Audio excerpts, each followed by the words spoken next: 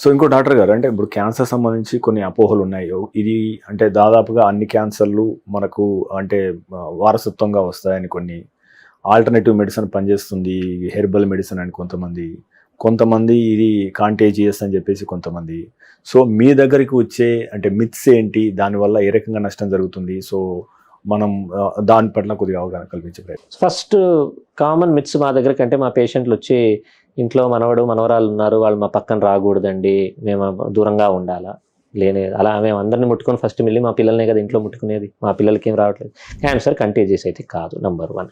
Number 2, cancer patient chemo తీసుకున్నప్పుడు కానీ జనరల్గా ట్రీట్మెంట్ లేకపోయినా కూడా షుగర్ తినద్దు, రైస్ తినద్దు, ఈ వైట్ ఐటమ్స్ తినద్దు, అట్లాంటివి ఏమీ లేవు. షుగర్ తింటే క్యాన్సర్ సెల్స్ పెరుగుతాయి. జనరల్ రూల్ ఏంటి? హెల్దీ డయట్ ఫాలో చేయండి. Diet rich in fruits and vegetables అవి తీసుకోవాలి. రెడ్ మీట్ అవాయిడ్ చేయమంటాం. ఏదైనా ఎక్సెస్లో తప్పే. మీరు షుగర్ తినకపోయినా మీ బాడీ నుంచి షుగరు, గ్లూకోజ్, క్యాన్సర్ సెల్స్ తీసుకుని పెరగాలంటే పెరుగుతుంది. 62 లక్షల మంది ప్రజల్లో మెడ్ ప్లస్ బ్రాండ్ మెడిసిన్స్ కి మారడం వలన 915 కోట్ల రూపాయలు సేవ్ చేసుకున్నారు. అదే మెడిసిన్స్ అదే క్వాలిటీతో 50 to 80% డిస్కౌంట్. సో మన పెద్దవాళ్ళు ఏం చెప్పారు, సైన్స్ ఏం చెప్తుంది? Balanced diet, protein, carbohydrate, fat, vitamins, minerals అన్నీ కలిపి ఉండాలి. అది మీ పప్పు అంటే ప్రోటీన్, మీ రైస్ అంటే కార్బోహైడ్రేట్, మీ కూరలు అంటే విటమిన్స్ అండ్ మినరల్స్, ఇవన్నీ కలిపి ఉండాలి మీకు. సో షుగర్ తినడం వల్ల క్యాన్సర్ పెరగడం లేదు. క్యాన్సర్ నా పిల్లలకి మనవరాళ్ళకి స్ప్రెడ్ అయిపోతుంది నేను ముట్టుకుంటే, నా ఉమ్ము గనక కింద పడితే, అట్లా ఏమీ ఉండవు. ఓకే, వారసత్వంగా వస్తుందా? వస్తాయి. ఎన్ని క్యాన్సర్స్ వస్తాయి? అట్లా 8 to 10% ఆర్ 5 to 10% క్యాన్సర్స్. ఇప్పుడు మా తాతగారు బాగా సిగరెట్ తాగారు, ఆయనకు లంగ్ క్యాన్సర్ వచ్చింది.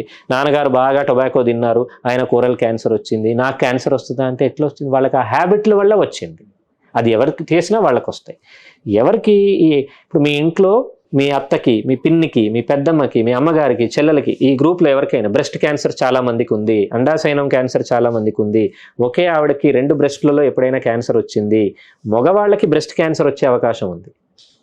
చాలా మందికి అది తెలియదు. 1% of breast cancers are seen in men.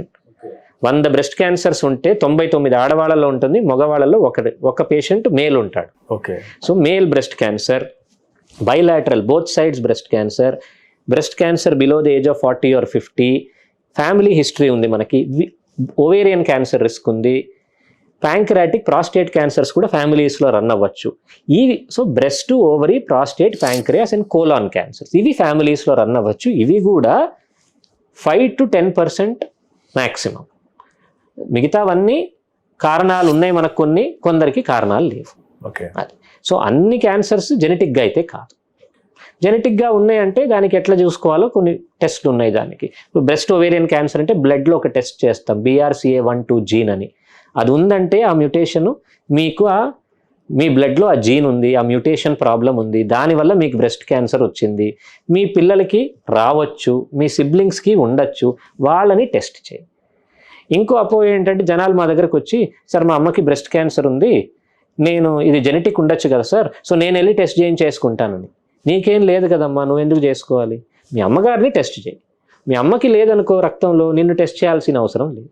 మీ అమ్మకు ఉందంటే నీకు ఉందా లేదా అని అప్పుడు టెస్ట్ చేయాలి. సో ఇవన్నీ మిత్స్.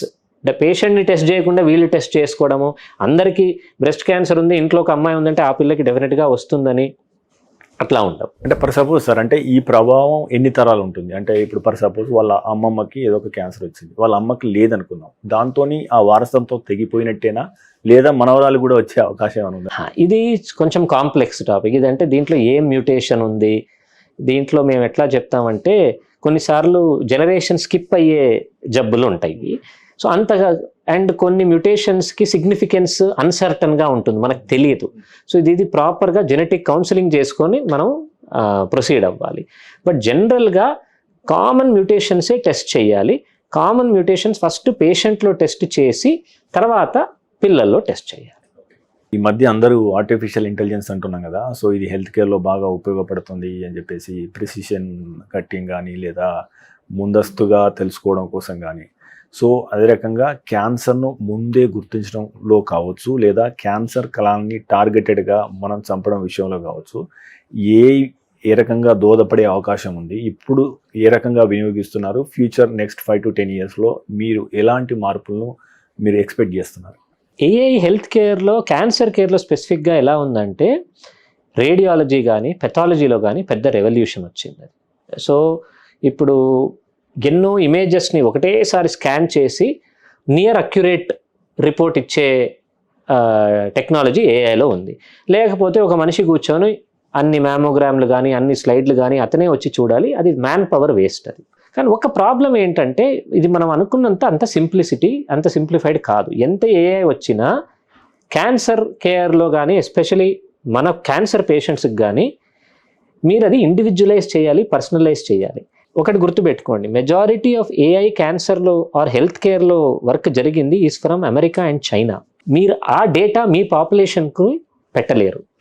అంటే అక్కడ ఆ డేటా అట్లా వచ్చింది, సో అదే ఇండియన్ పేషెంట్ పైన మీరు ఇన్కార్పొరేట్ చేయలేరు. ఎందుకంటే మీ పేషెంట్ సబ్సెట్ వేరు, మీ జెనెటిక్ పూల్ వేరు. మీకు చైనా వాడికి చాలా డిఫరెన్స్ ఉంది ఫిజికల్గా కానీ ఇంటర్నల్గా కానీ అమెరికా వాడికి కూడా. సో హెల్త్ కేర్లో మీరు డైరెక్ట్గా అన్నీ అప్లై చేయలేరు. ఎందుకు? కొన్ని మందులు ఉంటాయి, కీమోథెరపీ మందులు, మనం ఎలా మెటబలైజ్ చేస్తామో మనకి వేరే వాళ్ళకి చాలా తేడా ఉంటుంది. అందుకే వాళ్ళకి పెట్టిన డోస్ మనకు పెట్టలేము. ఓకే, అమెరికా వాడికి ఒక డోస్ పెడతాం, యూరోపియన్స్కి ఒక డోస్ పెడతాం, ఎందుకంటే ఆ మందులు వీడు తట్టుకోలేడు, వీడికి డోస్ తగ్గించాల్సి వస్తుంది, ఎందుకంటే వీడికి ఆ ఎంజైమ్ ఉండదు కాబట్టి. అది ఎందుకంటే ఆ స్టడీస్ వాళ్ళు చేశారు కాబట్టి. So AI important, AI big role ఉంటుంది, ఎస్పెషలీ డయాగ్నోస్టిక్స్లో, థెరప్యూటిక్స్లో, మీరు అన్నట్టు ప్రెసిషన్ ఆంకాలజీలో అన్నిట్లో స్పీడప్ చేయడం, డ్రగ్ డెవలప్మెంట్ని స్పీడప్ చేయడంలో ఏఐ రోల్ ఉంటుంది.